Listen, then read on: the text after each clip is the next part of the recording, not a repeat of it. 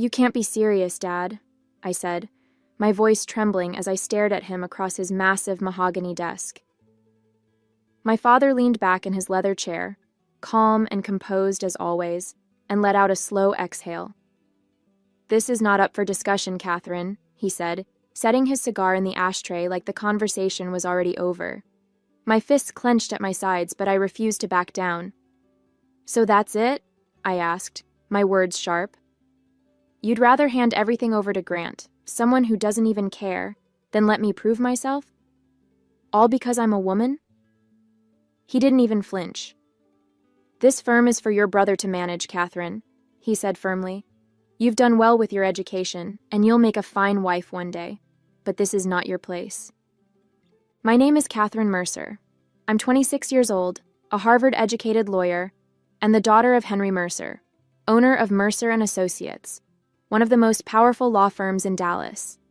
My entire life has been about proving myself, excelling in school, debating my way to the top, graduating with honors, so I could follow in my father's footsteps.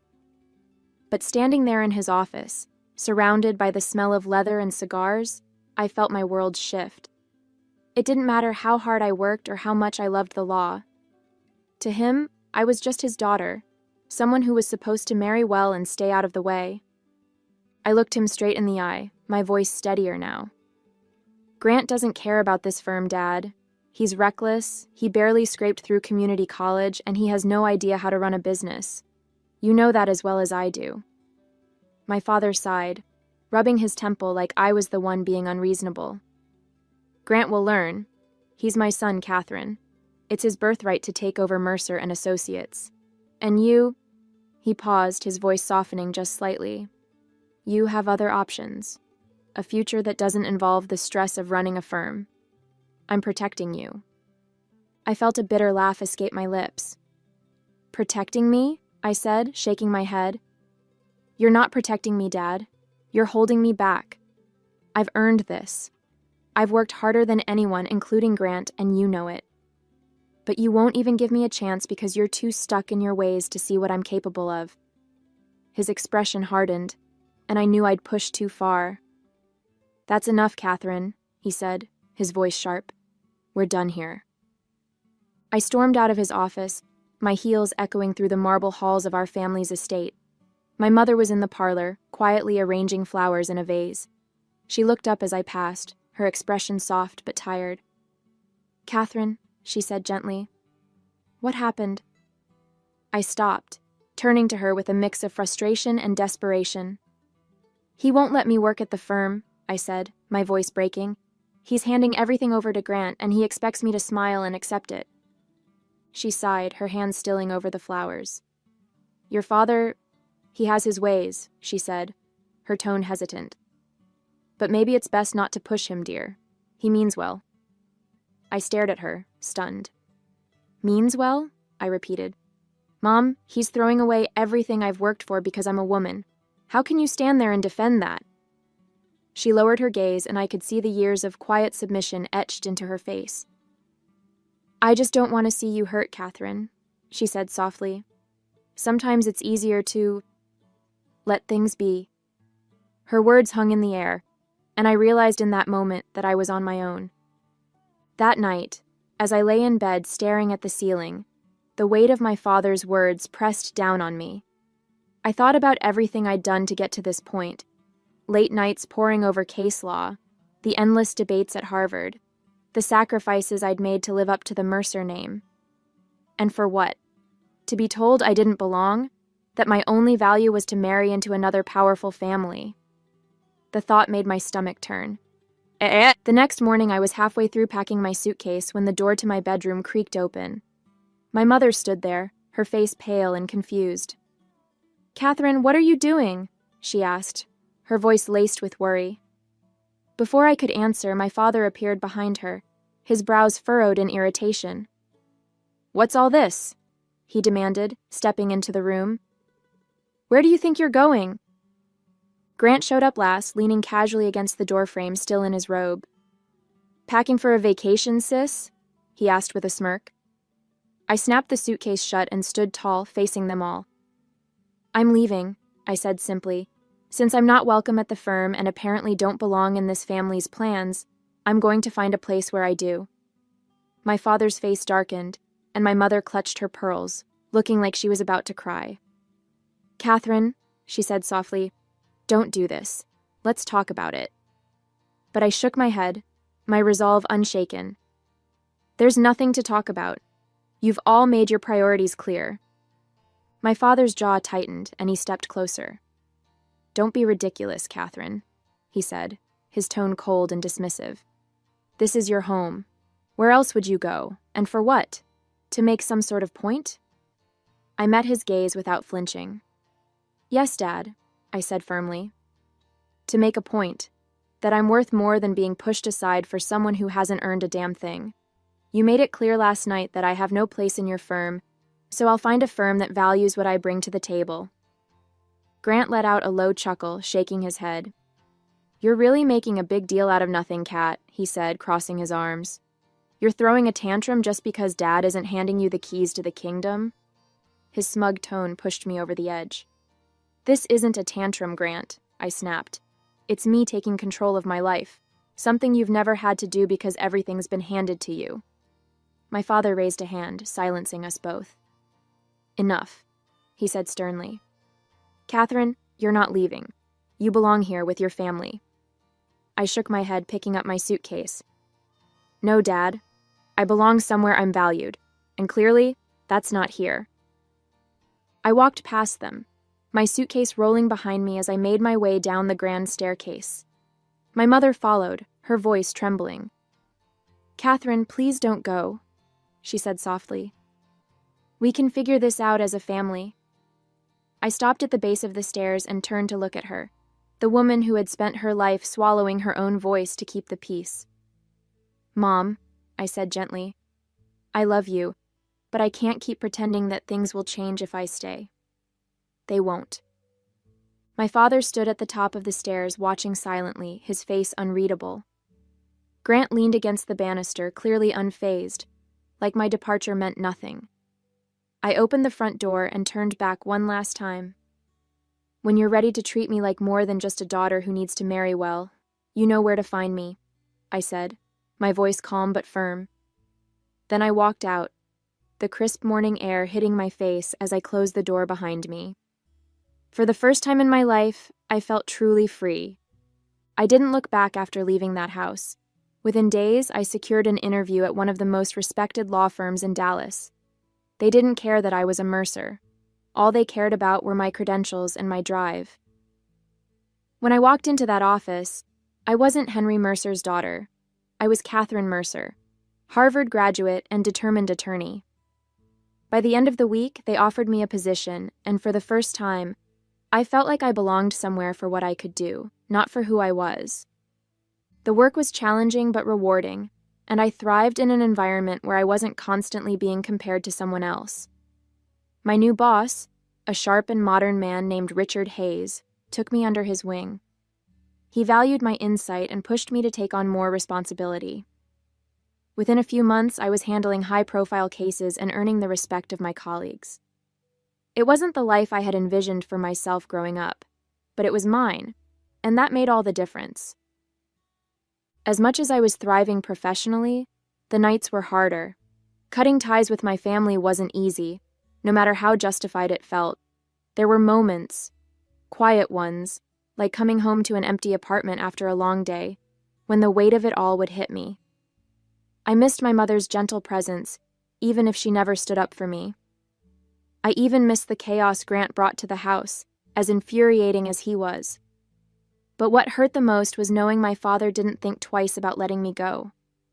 Months passed, and I poured everything I had into my work. The cases were demanding, often leaving me in the office late into the night, but I thrived under the pressure. With each victory, my confidence grew. I wasn't just a lawyer anymore. I was a force to be reckoned with. Richard Hayes, my boss, started assigning me to more high-stakes cases, and soon I was gaining a reputation as one of the firm's rising stars.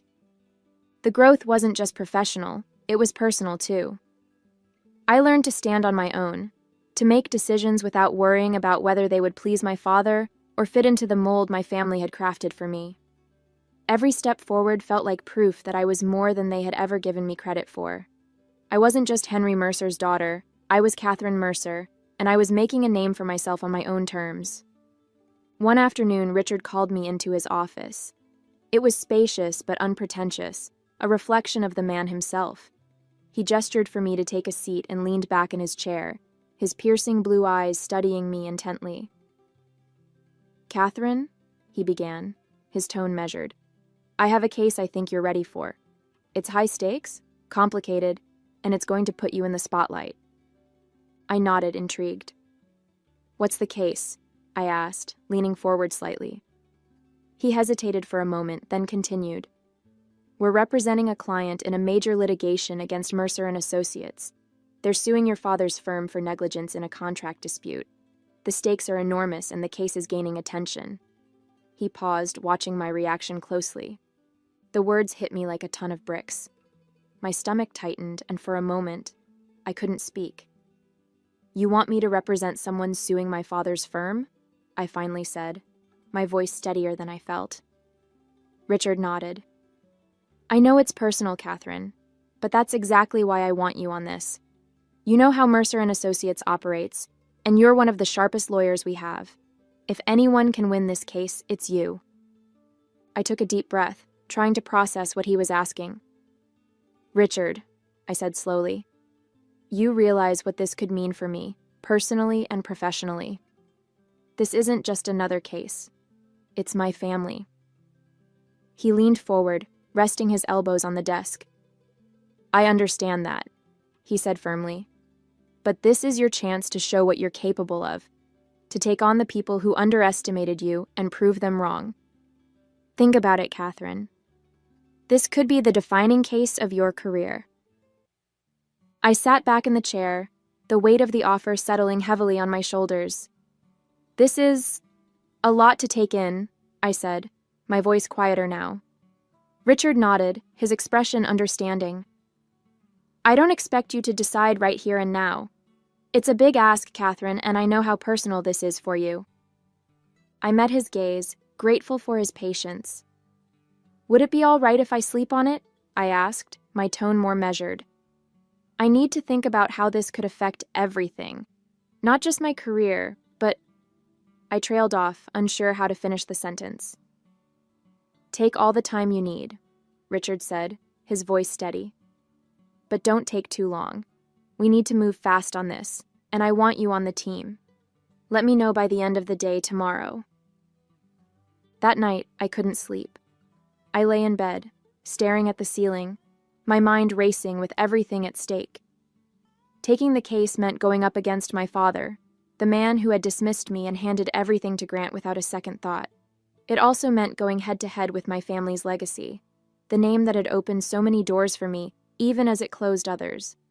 But it also meant proving, once and for all, that I could stand on my own, even if it meant burning the last remaining bridge to my family. For 2 days, I went back and forth, weighing the risks and rewards. I thought about my father's cold dismissal of everything I'd worked for, about my mother's quiet resignation, and about Grant's smug sense of entitlement. But I also thought about the chance to show everyone, that I wasn't just Henry Mercer's daughter. By the end of the second day, I made up my mind. I walked into Richard's office the next morning, my shoulders squared and my voice steady. "I'll take the case," I said simply. His face lit up with approval. "I knew you would," he said with a grin. "Now let's get to work." The day of the first litigation proceeding arrived, and the tension in the air was palpable as I entered the courtroom. I clutched my briefcase tightly, my heels clicking against the polished floor with every step. My client walked beside me, confident in my abilities, but all I could think about was the moment I knew was coming. As I approached the front of the courtroom, I saw them, my father and Grant, sitting at the opposing table. Their faces turned toward me, and as soon as our eyes met, I felt their shock hit like a tidal wave. My father's jaw tightened, his eyes narrowing as recognition dawned. Grant's mouth fell open slightly, before he quickly masked his surprise with a smug smirk, though I could see the unease in his expression. I set my briefcase on the table and met their stares head-on. I wasn't going to look away or falter. I was here to do a job, and nothing, not their surprise, not their disapproval, was going to throw me off. For a brief moment, my father's gaze softened, but he quickly composed himself, leaning over to whisper something to Grant. I didn't care what he said. I was ready. As the proceedings began, I slipped into my role seamlessly. Every motion, every argument, every document I presented was executed with precision. I kept my tone calm, my demeanor collected, and my focus solely on the case. When the judge addressed me, I responded with confidence, never faltering under the weight of my father's presence or Grant's smug glances. I wasn't Catherine, the daughter or sister in that room. I was Catherine Mercer, attorney for the plaintiff, and I intended to win. Even when Grant fumbled through his arguments, clearly unprepared, I didn't let it show on my face. I treated him as I would any opposing counsel, with respect but zero leniency. Every time he misspoke or misrepresented a fact, I countered with clarity, backing up my points with solid evidence and case law. My father sat quietly for most of it, his expression unreadable, but I could feel his eyes on me. It didn't matter. I wasn't there to earn his approval anymore. I was there to do my job, and I was doing it well. After a few sessions, it became painfully obvious, at least for my father and Grant, that I was dominating the case. Every argument Grant brought to the table crumbled under the weight of my counterpoints. His inexperience was glaring, and my preparation left him scrambling for answers he didn't have. My father tried to step in once or twice, but even he couldn't salvage the damage Grant had done. The tide was turning fast, and everyone in the room knew it. By the fourth session, their side proposed a settlement. I could see the frustration etched into my father's face as their counsel approached mine with the terms. After a few back-and-forth adjustments, we agreed to a resolution that heavily favored my client. As the paperwork was signed, I caught my father glancing at me from across the room. He looked defeated, maybe even regretful. Grant, on the other hand, avoided my gaze entirely, staring at the table like a chastised schoolboy. I didn't say a word to either of them. My work here was done, and I had proven exactly what I'd set out to. Usually, when a session ended, I would stay behind to wrap up with my client and exchange pleasantries with the other lawyers. It was something I always did, a small gesture of professionalism and respect, regardless of how contentious the case might have been. But this time, there was no opportunity. My father and Grant had already gathered their things and left the room without so much as a glance in my direction. No handshake, no word of acknowledgement, not even a curt, "Well done." It stung more than I wanted to admit. Even after everything, a part of me had hoped for some kind of recognition, some small sign that they'd seen what I was capable of and respected it. Instead, they walked away, silent and defeated, leaving me standing there with the weight of unfinished business pressing on my chest. I took a deep breath, brushed it off, and refocused on my client. I had won the case. That was what mattered. That evening, back at the firm, my colleagues greeted me with applause as I walked through the doors. Richard was the first to approach, clapping me on the shoulder with a proud grin. "Well done, Catherine," he said, raising a glass of champagne. "You were flawless in there. That settlement is a big win for us, and your client couldn't have asked for a better advocate." The team had set up a small celebration in the break room, complete with drinks and hors d'oeuvres. My client even stopped by to express their gratitude, shaking my hand firmly. "You were incredible, Catherine," they said. "We couldn't have done this without you." For the first time that day, I let myself smile. Surrounded by people who valued me for my skills and hard work, I felt a sense of accomplishment that no words from my father or Grant could have given me. This was my victory, and I owned it. Later that night, alone in my apartment, the glow of the city lights filtered through the blinds as I sat by the window with a glass of wine. The adrenaline from the day had worn off, and in the quiet, my thoughts drifted back to my family. I replayed the courtroom moments in my head, the way my father's face tightened with every argument I made, the way Grant couldn't even look me in the eye when it was over, I had expected them to be angry or defensive, but the silence they left me with was harder to bear. For years, I had dreamed of earning my father's respect, of proving to him that I was worthy, not just of his name, but of a place in the firm I had once idolized. And now, even after winning a case against them, I wasn't sure what I had achieved. Did they finally see me for who I was, or was I just a reminder of their failure? The questions lingered, unanswered, as I stared out at the Dallas skyline, wondering if the ties I'd cut could ever truly be mended. The next morning, as I walked into the office, the usual buzz of conversation and ringing phones greeted me. I barely had time to settle in before Richard approached, a curious look on his face. "Catherine," he said, his tone cautious but warm. "Your father is here. He's waiting in your office." The words stopped me in my tracks. "My father?" I asked, trying to keep my expression neutral, though my stomach flipped. Richard nodded. "He came in about 20 minutes ago. Said he wanted to speak with you. Take your time. I'll hold your calls." I thanked him, though my mind was already racing as I made my way down the hall. When I opened the door to my office, there he was, Henry Mercer, sitting in the chair across from my desk, his hands clasped tightly in front of him. He looked up as I entered, his expression unreadable, though the slight furrow in his brow betrayed something. Regret, maybe?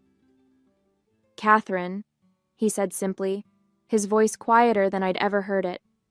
I closed the door behind me, unsure of what to expect. "Dad," I replied, keeping my tone even. "What are you doing here?" He stood up slowly, brushing his hands down his suit jacket as though trying to steady himself. "I came here to talk," he said, his tone measured but serious. "To say some things I should have said already." I walked over to my desk, setting my bag down carefully. "All right," I said, folding my arms. "I'm listening." He hesitated, glancing out the window before turning back to me. "You were brilliant in that courtroom, Catherine," he began, his voice softening. "I've seen a lot of lawyers in my time, some of the best in the business, and what you did, it was remarkable. You were prepared, professional, and relentless. You left no doubt about who the better lawyer was." His words caught me off guard, but I kept my expression steady, waiting for him to continue. "I've spent so much of my life believing that legacy meant keeping things the way they used to be," he said, his voice tinged with regret. "That a son should take over what the father built. I thought I was doing the right thing, pushing Grant to step up, even when I knew deep down he wasn't ready, or willing." He ran a hand through his silver hair, sighing deeply. "But I see now that I've been wrong. You've worked harder than anyone, Catherine.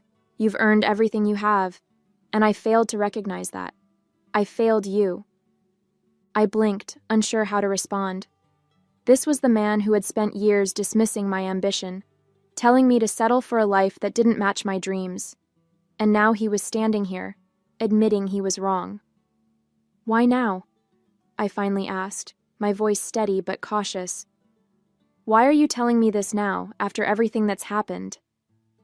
He met my gaze, his blue eyes filled with an honesty I hadn't seen before. "Because I saw what you're capable of," he said simply. "And I realized I've been a fool. Grant isn't ready, and he may never be. But you've proven you have what it takes, not just to succeed, but to lead." He stepped closer, his tone almost pleading. "Catherine, I'm asking you to come back, to take your rightful place at Mercer & Associates. The firm needs you. I need you." The words hung in the air, and for a moment, I didn't know what to say. I had spent so long fighting for this moment, dreaming of hearing those words from him. But now that they were here, I wasn't sure if I wanted them. "What about Grant?" I asked finally. "What happens to him?"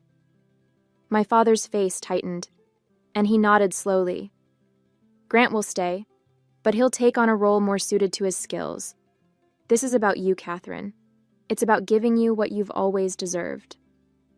I took a deep breath, letting his words settle for a moment. "I need time to think about this," I said finally, my voice calm but firm. "It's not something I can decide right away. A lot has happened, and I need a few days to figure out what's best for me." My father nodded, his expression serious but understanding. "Of course," he said.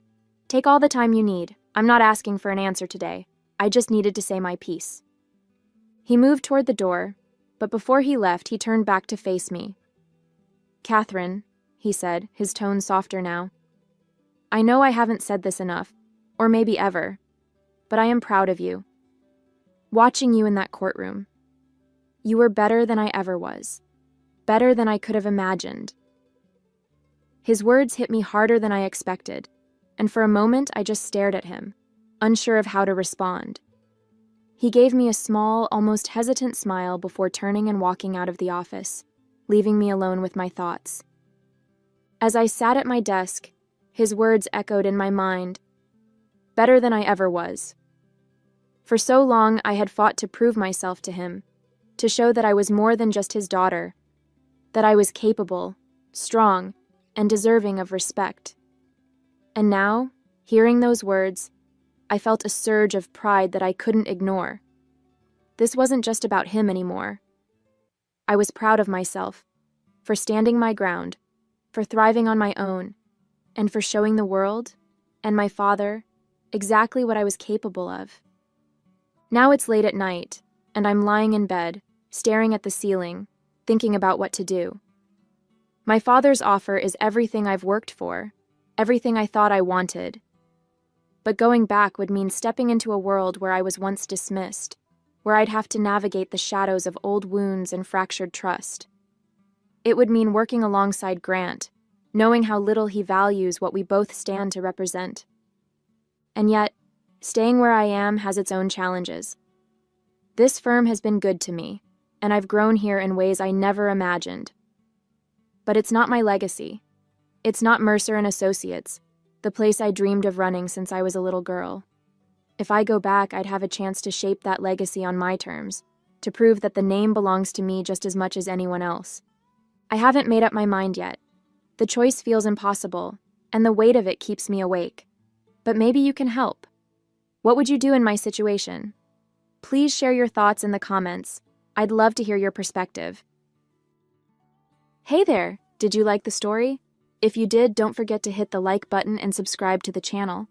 It helps us a lot and makes sure you won't miss out on more great stories we share here. Thank you for watching, and we'll see you in the next one.